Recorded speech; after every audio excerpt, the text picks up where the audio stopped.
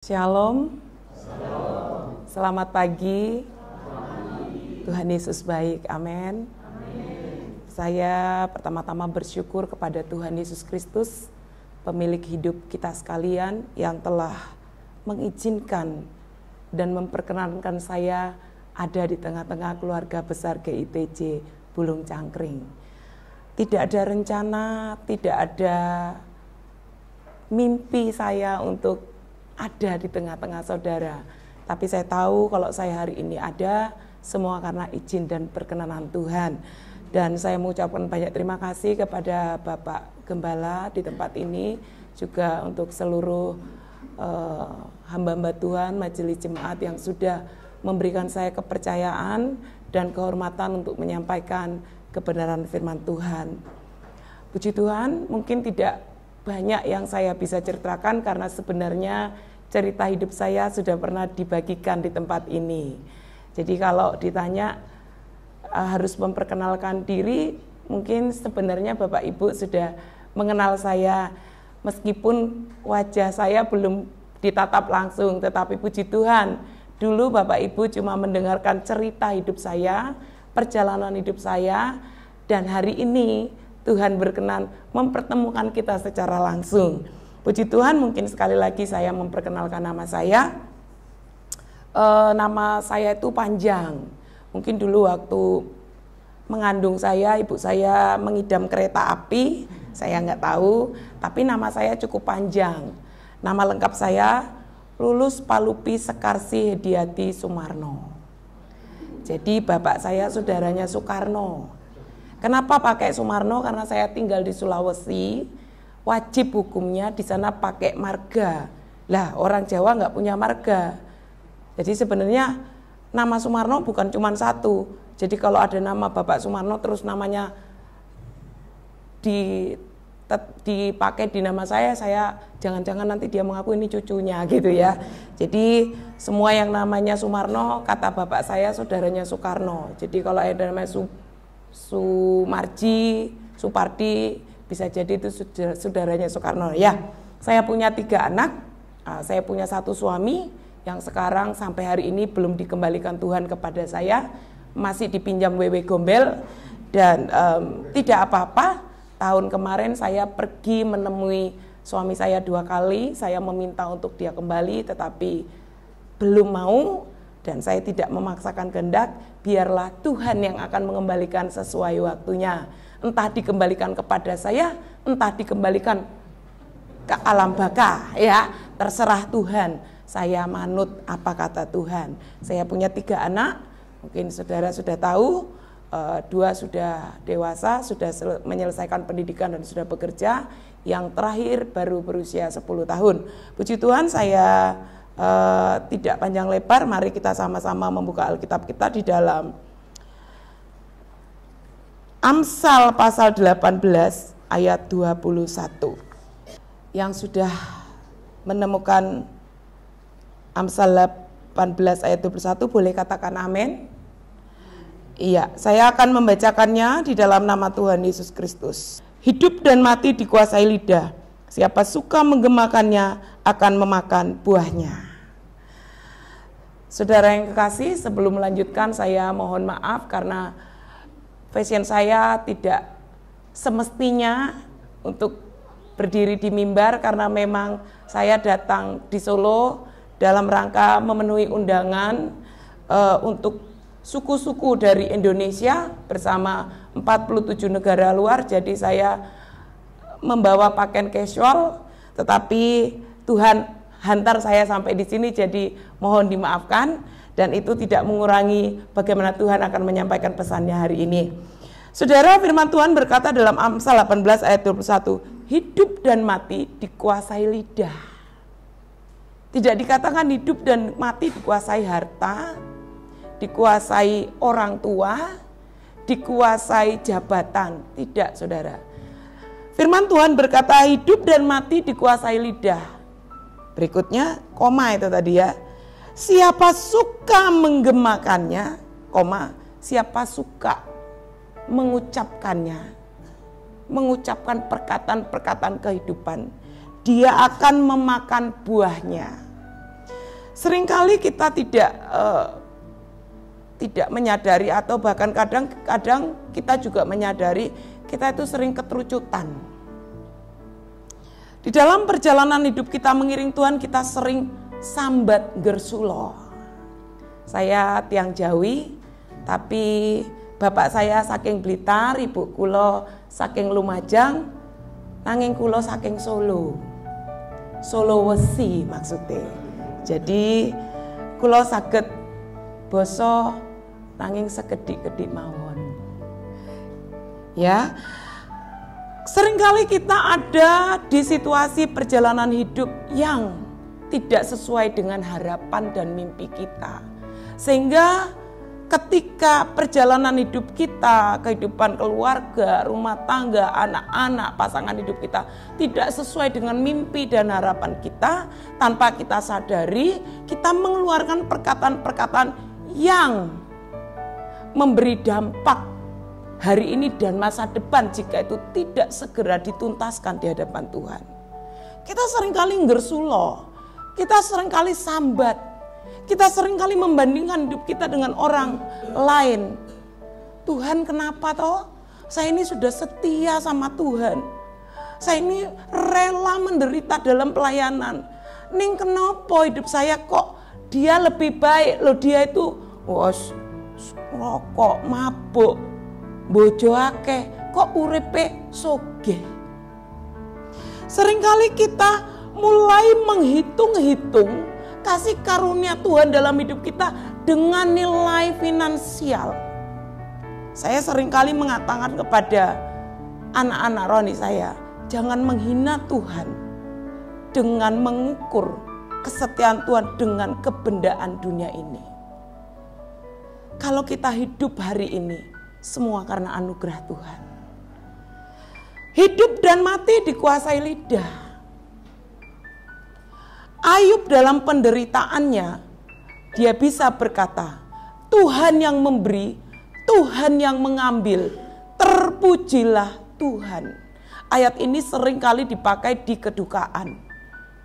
Kita berpikir bahwa ketika kita dipercayakan sesuatu, apa saja yang kita dipercayakan Tuhan untuk kita miliki, kita pikir ketika Tuhan memberi, lalu waktu Tuhan mengambil, jarang dari kita yang bisa mengatakan, terpujilah namamu Tuhan. Waktu kita diberi, kita bersyukur. Tetapi waktu apa yang diberi itu hilang dari hidup kita, kita mulai mengeluh. Kenapa Tuhan? Loh kok koyok ngene? Lalu kita sibuk mulai menilai diri kita, menghitung kebenaran diri kita. Dengar baik saudara, hidup dan mati dikuasai lidah. Siapa suka menggemakannya, memakan buahnya. Kita harus makan buah yang seperti apa? Semua orang suka buah yang manis. Tidak ada suka buah yang pahit, apalagi buah yang asam, apalagi yang busuk. Ya, kita semua suka makan buah yang manis. Firman Tuhan berkata bahwa kita dipanggil untuk menghasilkan buah. Dan buah itu harus tetap. Buah kehidupan kita harus bisa dinikmati oleh semua orang yang ada di sekitar kita. Amanah Agung berkata, pergilah. Jadikan semua bangsa muridku. Kita diutus untuk berbuah, menjadi garam dan terang bagi dunia. Itulah sebabnya hal yang pertama yang harus dikuasai adalah lidah. Yakobus pasal 3 berkata demikian saudara. Demikian juga lidah, walaupun suatu anggota kecil dari tubuh, namun dapat memegahkan perkara-perkara yang besar. Lihatlah betapapun kecilnya api, ia dapat membakar hutan yang besar. Ayat 6, lidah pun adalah api. Ia merupakan suatu dunia kejahatan. Wow, pedes ini. Dan mengambil tempat di antara anggota-anggota tubuh kita sebagai sesuatu yang dapat menodai seluruh tubuh dan menyalakan roda kehidupan kita. Sedang ia sendiri dinyalakan oleh api neraka. Ini sesuatu yang sangat keras. Ini sesuatu yang sangat penting. Ini sesuatu yang sangat esensial dari kehidupan kita, saudara. Lidah disamakan dengan api oleh firman Tuhan. Api yang kecil, awal tahun lalu kami di Tentena mengalami kebakaran hutan yang sangat luas dan besar. Banyak petani durian yang mengalami kerugian. Hanya karena apa, saudara? Pengguna jalan membuang puntung rokok di musim kemarau dan api terus merambat di antara semak-semak lalu membakar hutan hingga dini hari. Karena itu hutan di pinggir jalan begitu dan kebun semua petani durian montong. Nah, kalau di Jogja ada durian Palu, itu sebenarnya bukan dari Palu tapi dari daerah kami. Puntung rokok yang kecil itu bisa membakar hutan yang sangat besar. Firman Tuhan berkata lidah itu seperti api.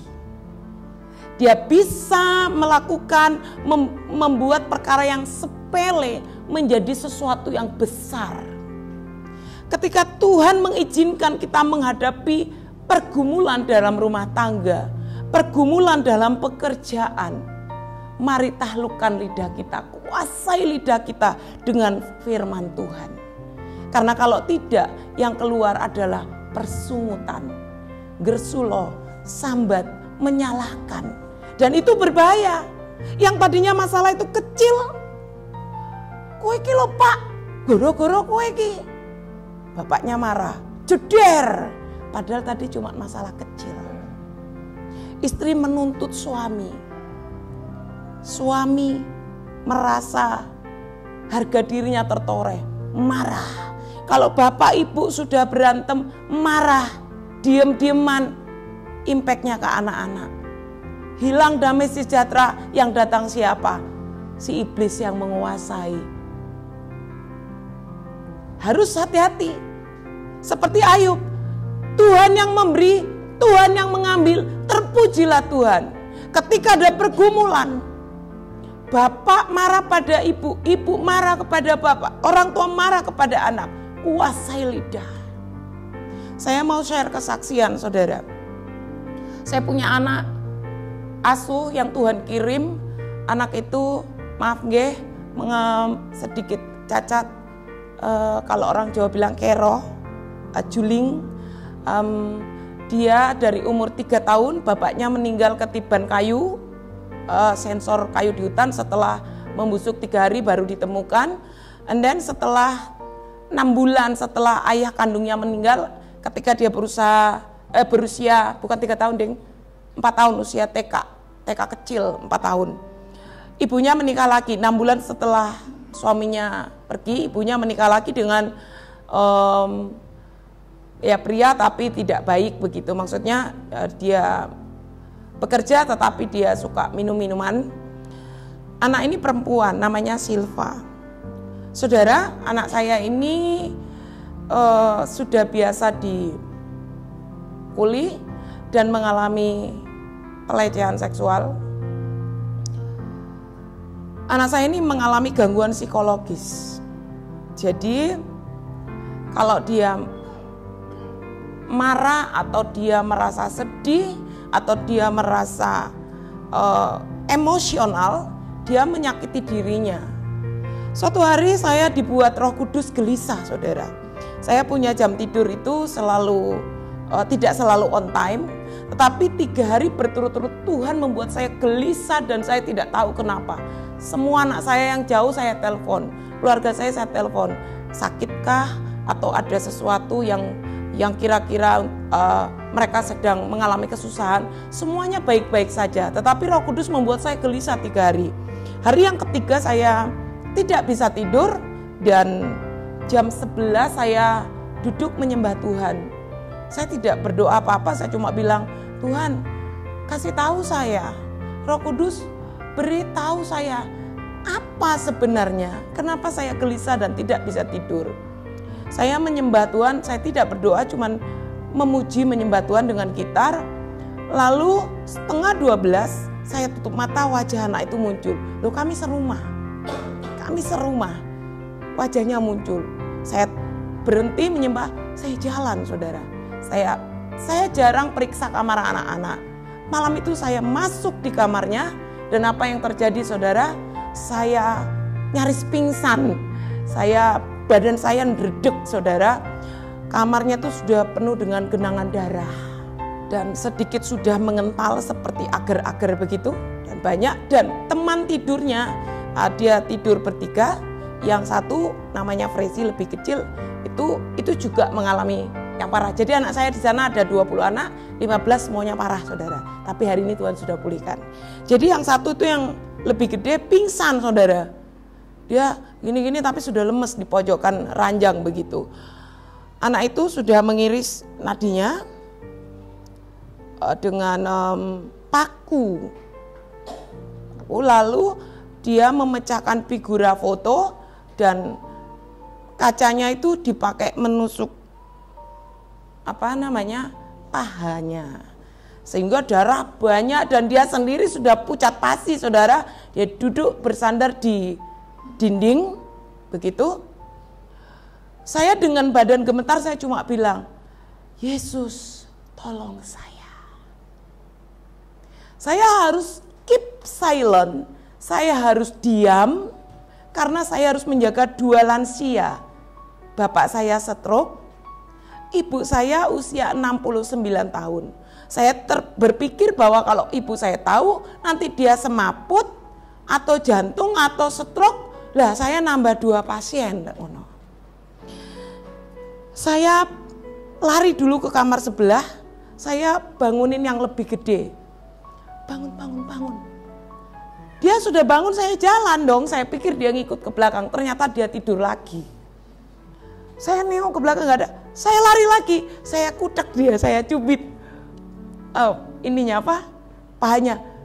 Bangun, ayo ikut mama. Saya lari ke situ, saya bingung saudara, saya teriak lagi, Yesus tolong saya. Apa yang mesti saya perbuat? Nah, ada kacu pramuka, saudara tahu? Ya, itu karena besoknya hari Jumat, jadi itu malam Jumat. Saya ambil, saya ikat di pahanya, saya ikat di sini. Lalu sambil saya panggil kamar sebelah, saya punya anak yang agak tomboy.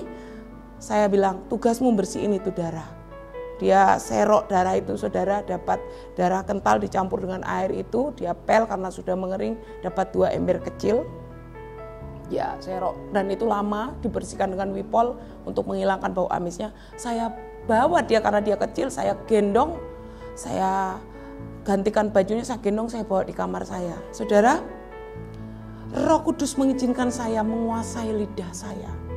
Saya tidak bertanya apapun. Saya tidak bertanya apapun. Saya cuma peluk dia. Saya blank saudara. Saya kosong, saya tidak tahu apa-apa. Memang Roh Kudus izinkan saya menguasai lidah. Saya tidak ngomong apa-apa. Lalu saya baringkan dia, saya kelonin. Saya kelonin tanpa sepatah kata. Dan waktu saya keloni dia menangis. Begitu. Saya kelonin sepanjang malam.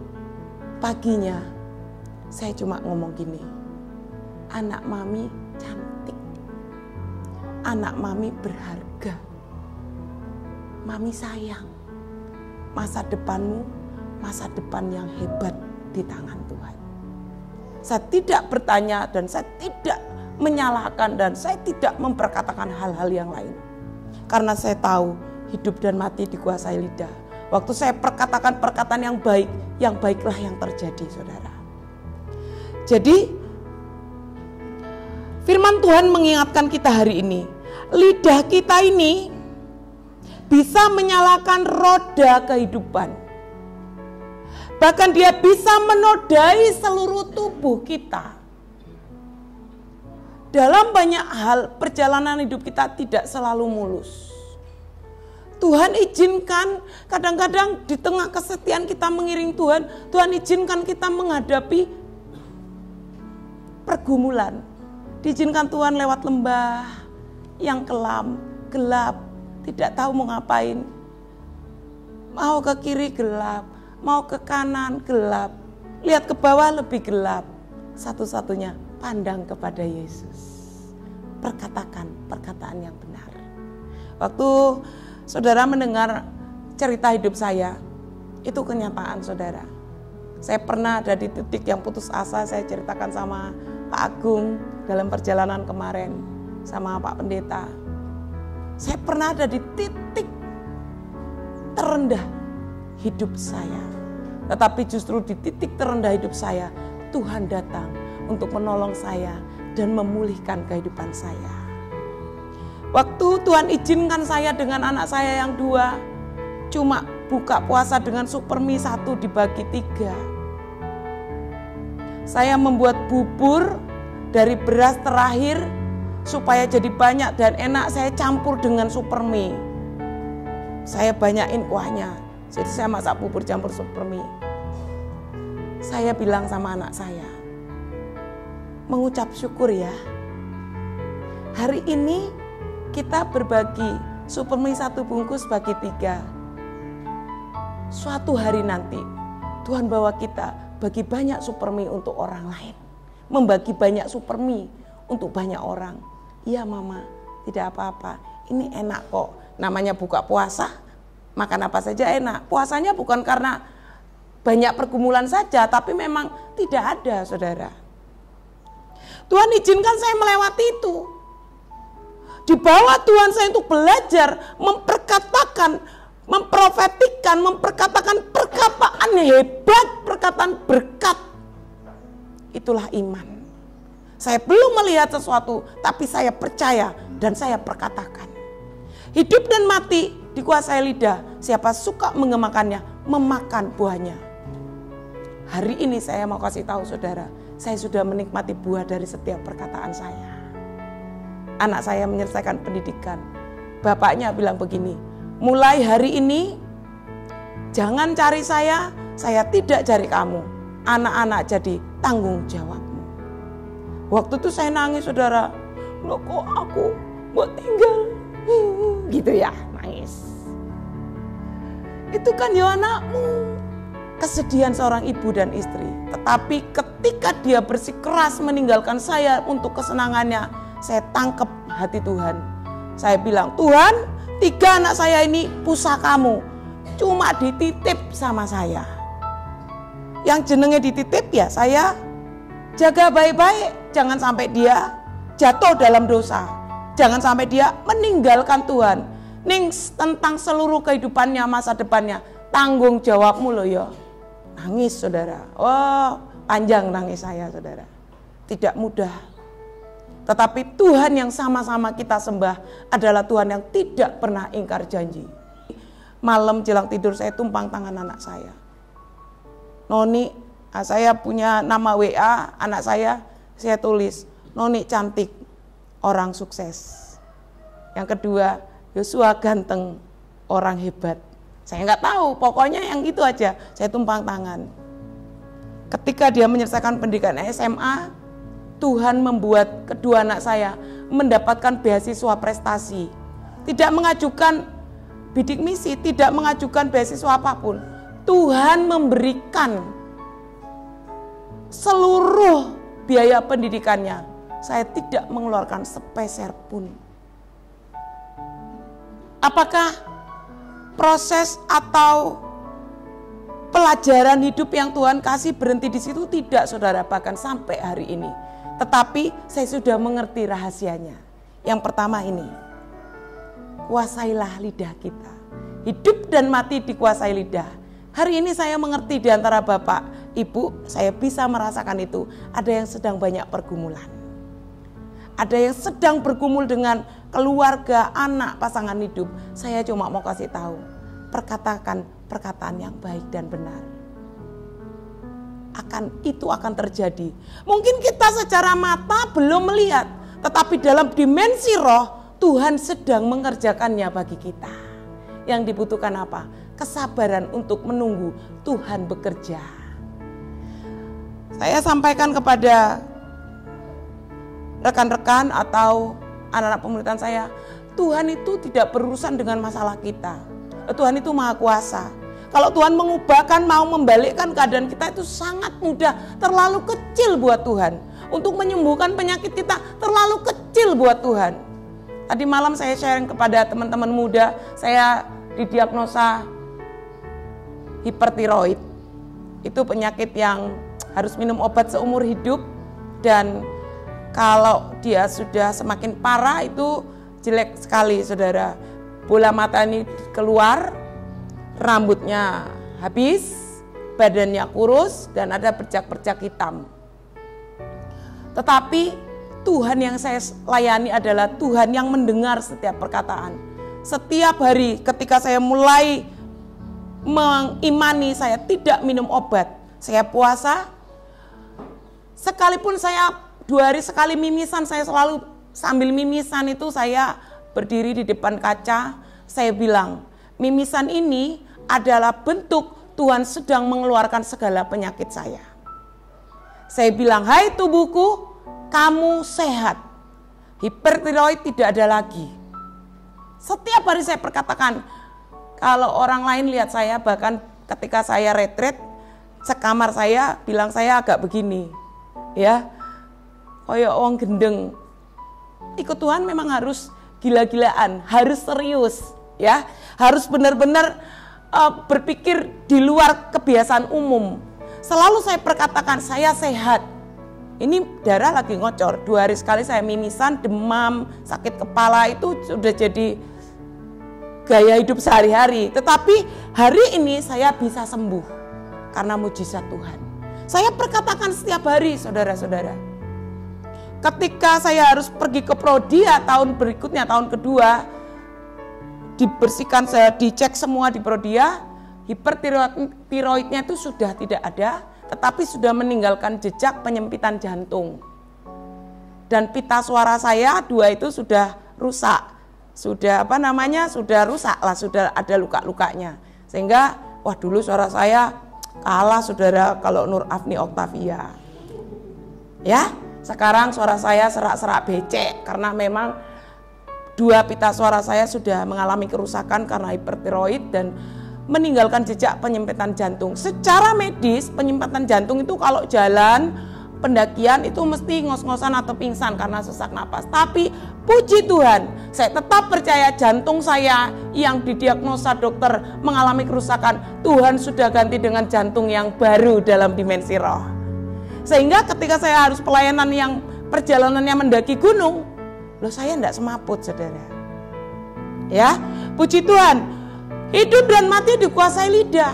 Siapa suka mengemakannya, memakan buahnya. Perkatakan perkataan yang baik. Sekalipun kondisi dan keadaan kita kenyataannya tidak baik, tapi mari kita perkatakan perkataan yang baik. Maka sesuatu yang baik dari surga akan terjadi. Kapan waktunya? Itu urusannya Tuhan. Tugas kita mengerjakan, memperkatakan yang baik. Bagaimana caranya supaya bisa memperkatakan yang baik? Cuma satu kuncinya. Amsal 4 ayat 23. Ini ayat hafalan loh.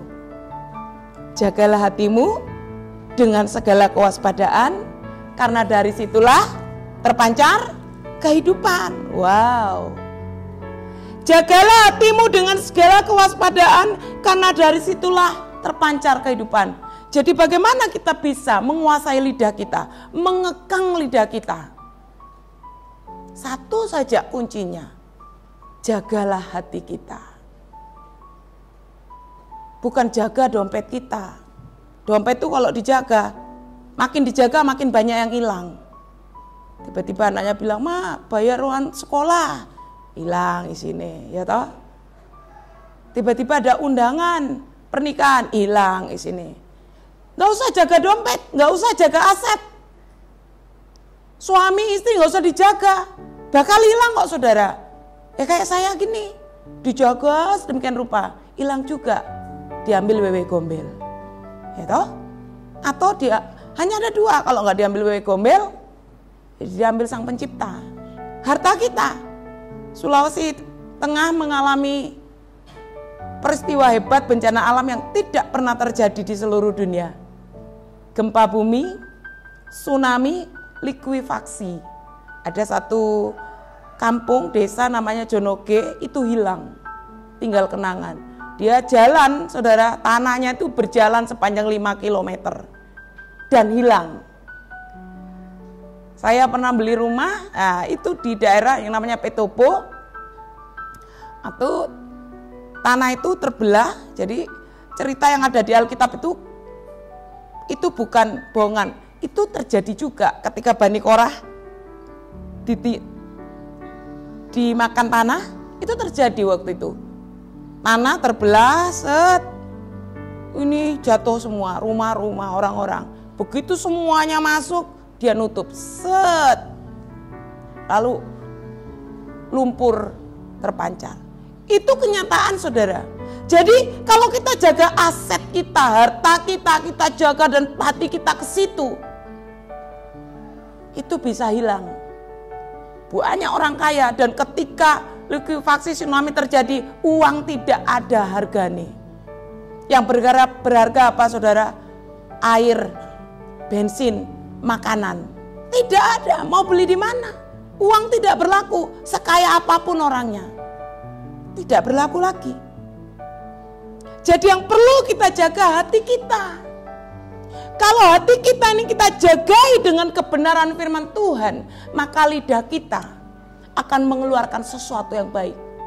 Karena dikatakan, jagalah hatimu dengan segala kewaspadaan, karena dari situlah terpancar kehidupan. Hati ini sumber kehidupan. Kalau hati kita dijaga dengan firman, maka sumbernya bersih, yang keluar juga bersih. Seorang teman hamba Tuhan di Sulawesi, dikit-dikit ngomong, kalau di sini itu nyuwun sewu nggih, bilang, "Cuk, itu kan anak-anak muda pakai gaul ya." "Oh, foto, Cuk." Nah, saya marah, anak-anak saya. Anak-anak nggak boleh. Atau bilang anjay, anjir, itu nggak boleh. Karena itu kata dasarnya anjing, lalu supaya tidak terlalu vulgar diplesetin. Saya nggak bolehin. Atau apa toh, Cuk? Itu nggak boleh. Karena itu kata dasarnya JAN. Tuh. Nah, beberapa rekan hamba Tuhan dalam pergaulan, dalam bercanda, suka ngomong atau memperkatakan perkataan-perkataan yang menurut mereka itu gaul secara dunia. Tetapi itu tidak sesuai. Apa yang terpancar dari mulut itu asale saka hati. Ojo nganti kita ngomong ini waktu kita marah kepada anak kita. Pancen woblak kok. Setelah marah kita reda, kita bilang, "Loh, itu cuma di mulut." Gak bisa, saudara. Gak gitu konsepnya. Yang keluar dari mulut itu luapan dari hati. Kita buka di dalam Markus 7 ayat 21. Itu firman Tuhan yang ngomong, saudara, bukan saya yang ngomong. Sebab dari dalam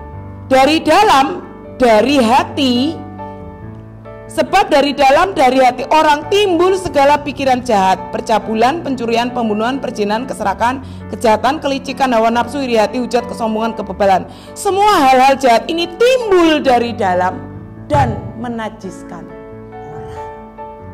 Hati-hati, saudara. Hidup dan mati dikuasai lidah.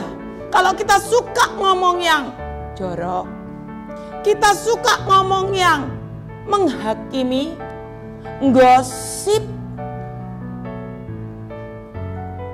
memfitnah, menceritakan kekurangan orang lain, lalu kita bilang kita mengasihi dia. Dari tempat ini saya bisa berkata, itu bohong. Di sini nggak ada, di sana yang banyak ditentena. Ya, dari hati orang, Markus 7 ayat 21 bilang, dari dalam, bukan sesuatu yang dari luar yang menajiskan, tapi sesuatu dari dalam yang menajiskan hidup kita. Bukan sesuatu yang kita makan yang menajiskan. Buat kita orang Kristen, makanan semuanya halal nggih, kecuali darah. Saya baru dengar tokek juga bisa dimakan. Hajar bleh, katanya anak muda. Sikat saja. Bukan sesuatu dari luar yang menajiskan kita, tetapi sesuatu yang keluar dari dalam, dari hati kita, munculnya di perkataan, itu sangat menajiskan dan itu menyakiti hati Tuhan. Ketika Tuhan izinkan kita menghadapi situasi yang buruk, mari kita punya respon hati yang benar, perkatakan perkataan yang baik. Oh, istri saya istri yang cantik, dia penolong yang sepadan. Meskipun dia bawel, tapi katakan istri saya lemah lembut. Istri saya cantik, begitu juga istri kepada suami. Meskipun dia keras, kepala batu, perkatakan dia pria berhati lembut. Perkatakan terus. Kapan saudara akan menemukan hal itu menjadi kenyataan? Itu urusannya Tuhan. Tuhan tidak sedang berurusan dengan persoalan kita. Tuhan tidak sedang berurusan dengan orang-orang yang ada di sekitar kita yang mungkin melukai perasaan kita. Tidak saudara, Tuhan sedang berurusan dengan hati kita. Hati kita. Tuhan gak melihat rupa kita, casing kita. Mau gemuk, mau kurus, mau hitam, mau putih. Everything Tuhan gak berurusan dengan itu. Tuhan tidak berurusan dengan harta kita. Tuhan berurusan dengan hati kita. Kenapa dengan hati kita? Karena hati kita ini sumber. Kalau Tuhan bertahta di hati kita, kalau firman-Nya bertahta di hati kita, maka sekalipun kondisi yang kita hadapi itu berat buat kita, secara daging tidak masuk akal. Tapi kalau hati kita penuh dengan firman Tuhan, maka perkataan-perkataan, aliran-aliran air hidup itu keluar dari hati, muncul di lidah kita. Amin. Tidak mudah saudara, tapi bersama Tuhan pasti bisa. Haleluya. Yohanes pasal 7 ayat 38 bilang begini, dari dalam sini, dari dalam hati keluar aliran air hidup. Saya punya anak namanya Fresi, sekarang masuk kelas 1 SMP. Anak saya ini ketika dia baru kelas 2 SD dia diantar kelas 3 SD. Jadi waktu kelas 2 SD dia pernah menjadi pasien psikiater, dokter jiwa kelas 2 SD, saudara. Dia biasa dipukuli. Jadi kalau dia makan, ini bapak dan ibu kandung, tapi sekarang sudah berpisah bapak ibunya. Kalau di meja makan, ini ceritanya neneknya, mamanya dan anak itu sendiri cerita. Dan tetangganya. Waktu diantar ke rumah, jadi anak kami di rumah itu tidak ada yang saya cari. Semua Tuhan antar. Kenapa? Karena panti asuhan kami nggak punya donatur, saudara. Saya nggak pernah bikin proposal, saya nggak punya donatur tetap. Donatur saya satu-satunya surga. Jadi di rumah panti Immanuel itu seperti doanya Daniel, 1 hari 3 kali berdoa, jam 4, setengah 5 itu doa dan ibadah, siang sudah makan siang pulang sekolah doa, terus malam sudah makan malam doa. Jadi banyak berdoa banyak berkat, tidak berdoa tidak ada berkat. Prinsip yang saya tanamkan ya. Jadi anak saya ini sebelum dengan saya, kalau makan di meja makan, bapaknya bawa gebuk di meja makan. Kalau nggak habis, pukul. Jadi suka nggak suka harus habis. Karena itu dipukulin, jadi di kepalanya di kalau bapaknya lagi marah, di ketembok begitu, gitu. Dia pernah dikejar-kejar dengan parang di sawah karena lambat bawakan makan, kejar-kejar. Ketika datang sama saya, dia mengalami trauma dan memang dia sempat menjadi pasiennya psikiater yang minum obat penenang untuk bisa tidur. Dia itu, dia ngompol saudara. Satu malam tuh kalau ngompol tuh bisa 3 kali. Ngompol ya, sampai dia kelas 5 SD. Saudara bayangkan, setiap hari saya harus menyuruh kakak-kakaknya jemur dan dia sudah berganti kasur berapa kali. Setiap hari, tidak pernah tidak. Dulu saya marah karena ya aromanya kan tidak harum saudara. Ya, jadi pernah satu kali dia kena panas, demam, dia harus minum antibiotik dan bau pipisnya itu alamak sudah tidak bisa terbayangkan, bau antibiotik itu sekamar. Jadi dulu saya tidak mengerti, saya tanya sama Tuhan, saya bilang Roh Kudus tolong kasih saya pengertian, kenapa anak ini? Ternyata anak ini mengalami kesakitan ketakutan, trauma yang dalam di alam bawah sadarnya. Sehingga itu membuat sensor kemihnya tidak berfungsi. Ketika dia tidur, dia ada di alam bawah sadarnya itu dia ketakutan. Ketakutan orang kalau lagi tidur, terus ketakutan, jadinya muncul kencing gitu ya. Saya dulu enggak mengerti, justru saya bersyukur Tuhan taruh saya di panti asuhan, saya bisa belajar secara medis, secara psikologis, Roh Kudus bawa seperti itu. Anak saya itu ngompol, terapinya apa saudara? Tiap hari saya tumpang tangan perkatakan, Fresh ini anak mami paling cantik, enggak ngompolan. Padahal itu besok ngompol lagi, tiap hari saya bilang enggak ngompolan, baik. Secara medis dia akan terus ngompol sampai dewasa. Dan dia harus dihipnoterapis. Saya perkatakan terus. Saya tumpang tangan perutnya. Ini kandung kemihnya sehat, pulih. Oh, dia juga pernah diinjek sama bapaknya. Mungkin itu juga jadi penyebabnya, saya tidak tahu. Tidak ada yang saya bawa ke dokter, saudara. Karena kami tidak punya dana untuk itu. Saya cuma bawa kepada dokter dan tabib ajaib kita. Hari ini saya mau kasih tahu, saudara. Anak saya pulih, anak saya sembuh. Kalau saya mau bepergian jauh, dia bisa sakit demam. Kemarin kakaknya bilang dia demam. Mami lama ya pulangnya itu. Jadi saya jarang video call karena hati saya nggak tahan, saudara.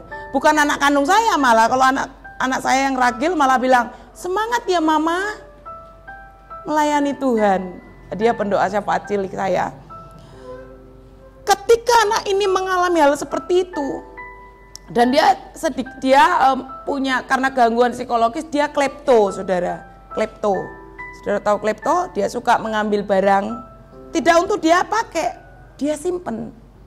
Dia pernah mengambil uang 300.000, uang ibu saya.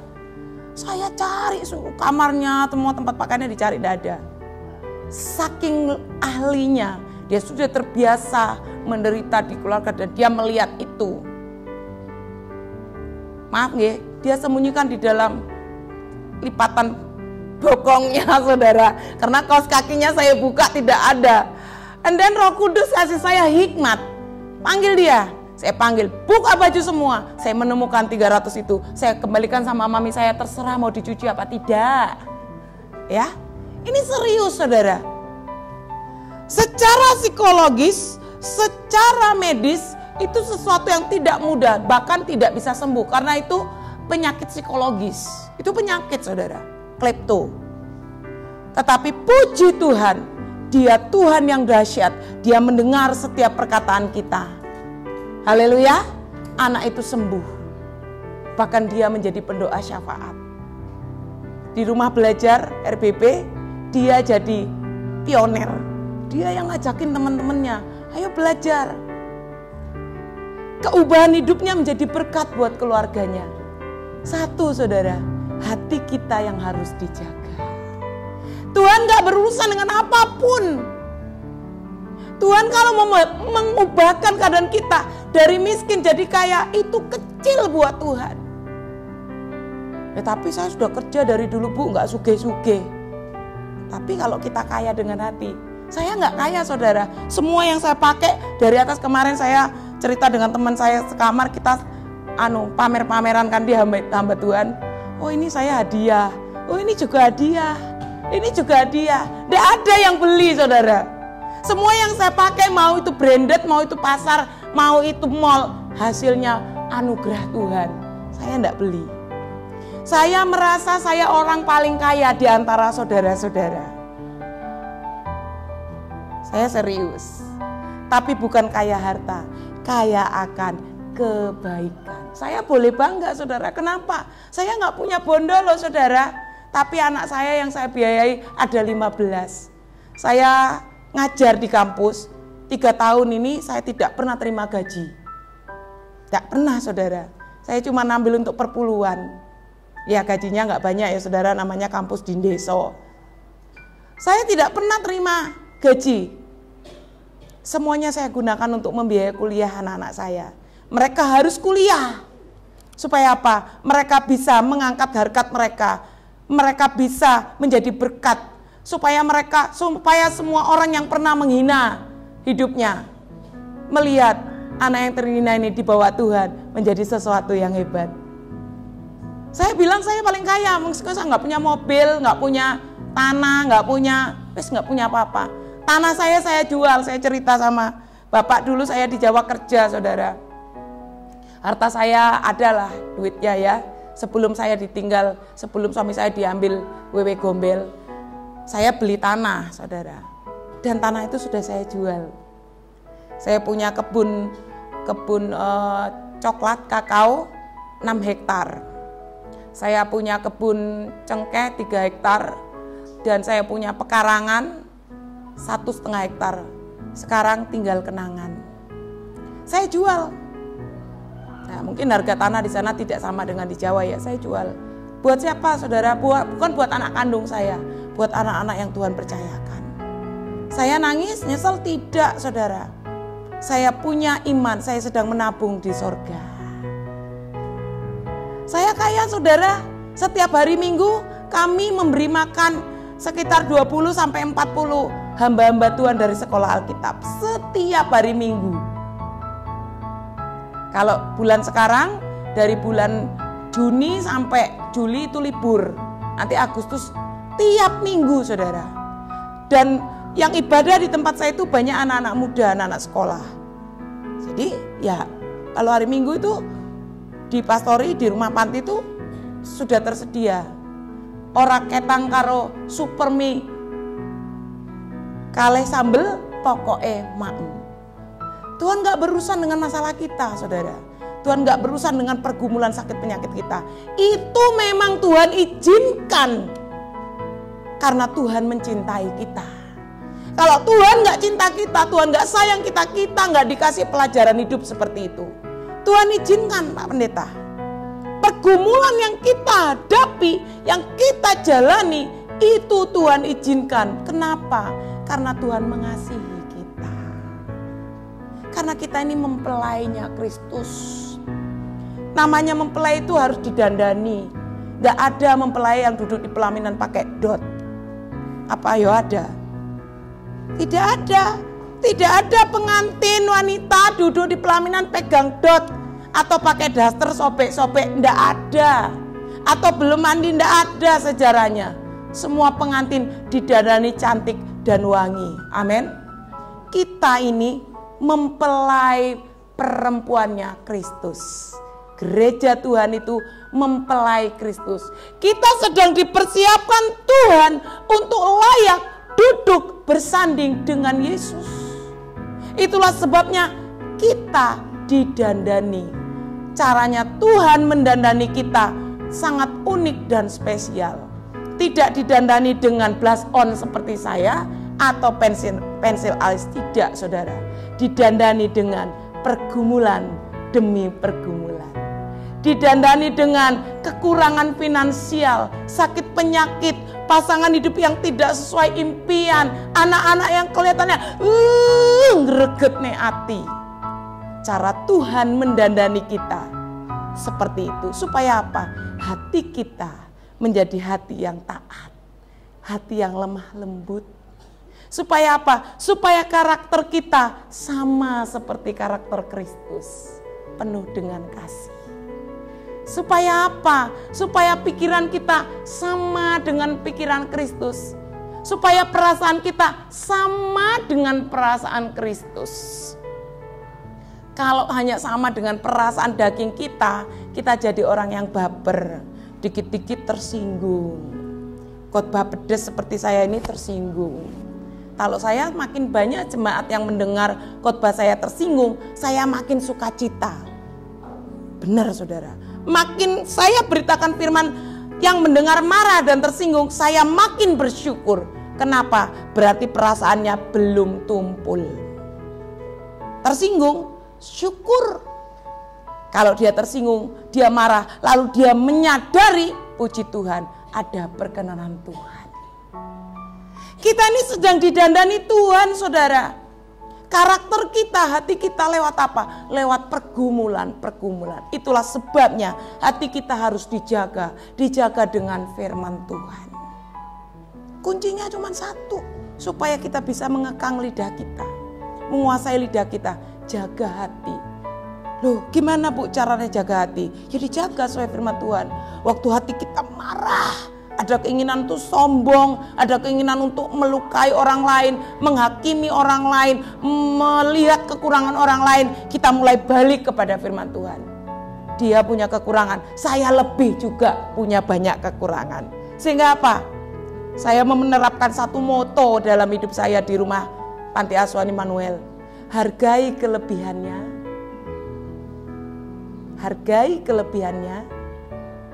doakan kelemahannya, syukuri kebaikannya, maafkan kekurangannya. Wow. Kalau sudah gitu, biarpun istri kita cerewet, tapi dia punya kelebihan. Pinter masak, ya toh? Pinter ngopeni anak bojo. Terus kekurangannya apa? Kenyeh, dimaafkan. Haleluya.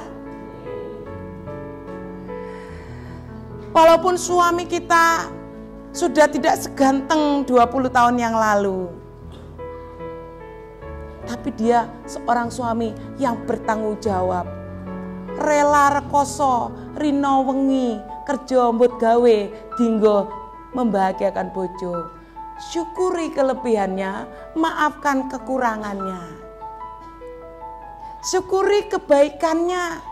Hargai kelebihannya. Kalau kita selalu melihat hal yang baik dari sekitar kita, maka hati kita terjaga dengan baik untuk selalu mengucap syukur. Amin.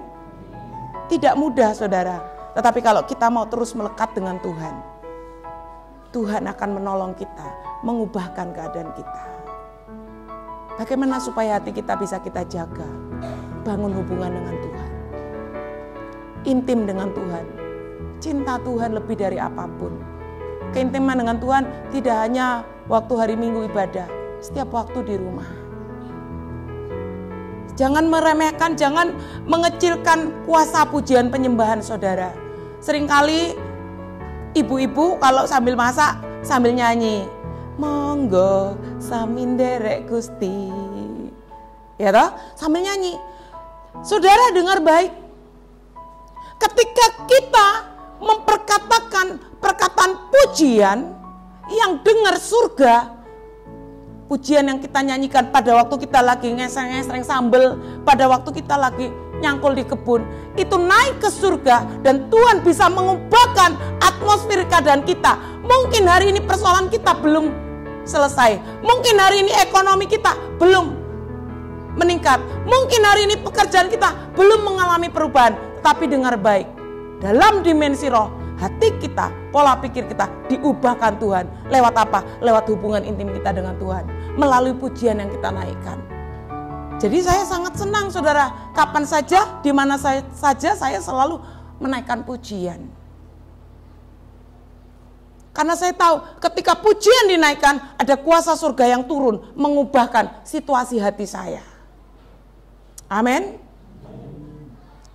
Ketika Yosafat dalam peperangan, dia dikepung oleh bangsa Moab dan Amalek. Mau menghadapi peperangan, Yosafat tidak pakai senjata, saudara. Dia tidak memperlengkapi umat Israel dengan senjata. Yang dia lakukan apa? Praise worship, pujian penyembahan. Dan ketika pujian penyembahan dinaikkan, musuhnya semua mati.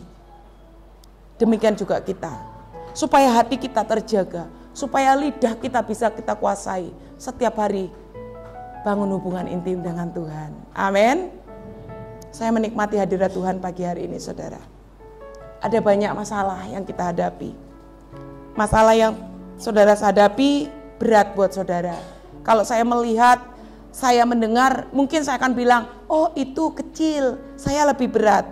Kalau Bapak Ibu mendengar masalah saya, mungkin Bapak Ibu bilang, oh itu kecil Mbak, lebih berat masalah saya. Masing-masing punya porsinya. Buat saya berat, buat Bapak Pendeta belum tentu berat. Buat Bapak Pendeta berat, buat saya belum tentu berat. Berat atau tidak tergantung pola pikir kita. Berat atau tidak tergantung kapasitas hati kita. Jadi hari ini saya menikmati hadirat Tuhan. Saudara, dari tempat ini sebagai hamba Tuhan, saya cuma mau kasih tahu satu pesan. Jaga hati kita. Keadaan kita mungkin tidak berubah. Keadaan kita mungkin belum berubah. Pergumulan masalah kita mungkin Tuhan belum jawab. Tapi kalau hati kita terconnecting dengan surga, maka perkenanan Tuhan turun atas hidup kita. Amin. Haleluya.